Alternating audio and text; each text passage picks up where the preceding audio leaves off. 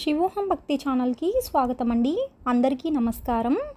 మాస శివరాత్రి పూజా సమయం మరియు 4 ప్రహార పూజా సమయాల గురించి, మాస శివరాత్రి ఉపవాస ముగింపు సమయం, మాస శివరాత్రి రోజున ఏ విధానాలు పాటించాలి, ఏవి పాటించకూడదో తెలుసుకుందామండి. 2024 సంవత్సరంలో మాస శివరాత్రి శ్రీ శోభకృతనామ సంవత్సరం దక్షిణాయనం మార్గశిరమాసం కృష్ణపక్షం హేమంత ఋతువు జనవరి 9, 2024 మంగళవారం రోజున వచ్చిందండి. చతుర్దశి తిథి ప్రారంభ సమయం జనవరి 9, 2024 మంగళవారం రాత్రి 10:25 ప్రారంభమవుతుందండి. చతుర్దశి తిథి ముగింపు సమయం జనవరి 10, 2024 బుధవారం రాత్రి 8:11 ముగుస్తుందండి. మాస శివరాత్రి పూజా సమయం జనవరి 10, 2024 రాత్రి 12:07 నుండి రాత్రి 1:05 వరకు నిశితకాల పూజా సమయం అండి. మొదటి ప్రాహార పూజా సమయం జనవరి 9, 2024 మంగళవారం సాయంత్రం 5:53 నుండి రాత్రి 9:13 వరకు. రెండవ ప్రాహార పూజా సమయం జనవరి 9, 2024 మంగళవారం రాత్రి 9:13 నుండి జనవరి 10 బుధవారం రాత్రి 12:33 వరకు. మూడవ ప్రాహార పూజా సమయం జనవరి 10, 2024 బుధవారం రాత్రి 12:33 నుండి తెల్లవారుజామున 3:53 వరకు. నాలుగవ ప్రాహార పూజా సమయం జనవరి 10, 2024 బుధవారం తెల్లవారుజామున 3:53 నుండి ఉదయం 7:14 వరకు. మాస శివరాత్రి ఉపవాస ముగింపు సమయం జనవరి 10 బుధవారం ఉదయం 7:14 నుండి ఉదయం 8:11 వరకు. ప్రతి నెల అమావాస్య ముందు రోజు వచ్చే చతుర్దశి తిథినే మాస శివరాత్రి అంటారండి. మాస శివరాత్రి అనగా శివుని జన్మదినం అని అర్థం. శివునికి చతుర్దశి తిథి చాలా ఇష్టమైనటువంటి తిథి. చతుర్దశి తిథికి అధిపతి కేతువు. మోక్షకారకుడైన కేతువు ఆధీనంలో ఉండడం వలన ప్రతి మాసంలో వచ్చే కృష్ణపక్ష చతుర్దశి రోజున మాస శివరాత్రిని జరుపుకుంటామండి. శివారాధన వంటివి చేయడం వల్ల ఈశ్వరుని యొక్క అనుగ్రహము, ఆరోగ్య సిద్ధి కలిగి అనారోగ్య సమస్యలు తొలుగుతాయండి. మహాశివుడు లయకారకుడు, లయానికి కారకుడు కేతువు. మాస శివరాత్రి రోజు పంచామృతాలతో ఈశ్వరుణ్ణి అభిషేకించడం, బిల్వపత్రాలతో శివుణ్ణి పూజించడం, చెరుకు, తేనె, పళ్ళ రసాలతో ఈశ్వరుణ్ణి అభిషేకించడం వలన అభీష్ట సిద్ధి, ఆరోగ్య ప్రాప్తి కలుగుతుందండి. మాస శివరాత్రి రోజు శివుణ్ణి ప్రదోషకాలంలో పూజించడం మరియు లింగోద్భవ సమయంలో ఈశ్వరుణ్ణి పూజించడం వలన శుభ ఫలితాలు కలుగుతాయండి. ప్రదోష వేళ శివునకు మారేడు దళములతో లేదా గంగాజలముతో అభిషేకాది అర్చనలు చేయడం వలన పుత్రపౌత్రాది సౌఖ్యాలు కలుగుతాయండి.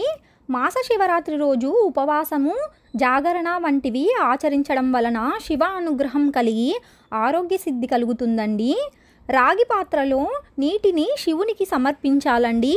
పూలు, బెల్లం, జమ్మి ఆకులు, భస్మం, రుద్రాక్ష, పాలు, పెరుగు, పండ్లు నైవేద్యంగా పెట్టి పూజించాలండి.